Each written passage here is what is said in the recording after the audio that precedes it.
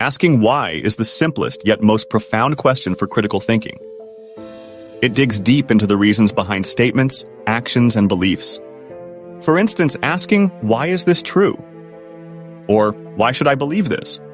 can uncover biases, gaps in reasoning, and areas needing further inquiry. Incorporating questions like who, what, where, when, and how helps gain a fuller picture. For example, in evaluating a news story, ask, who is the source? What is the main message? Where did it come from? When was it published? How was it obtained? These questions provide a nuanced understanding. Socratic questioning, named after Socrates, involves a disciplined approach to exploring ideas. It encourages probing assumptions, reasoning, evidence, and implications. For instance, ask, what do you mean by that? What are you assuming? What evidence supports this? What could we do differently?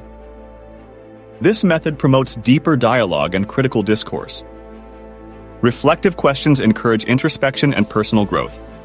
Ask yourself, what are my initial thoughts? Why do I feel this way?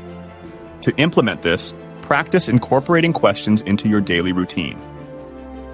Whether reading an article, watching a documentary, or engaging in a discussion, challenge yourself to ask questions.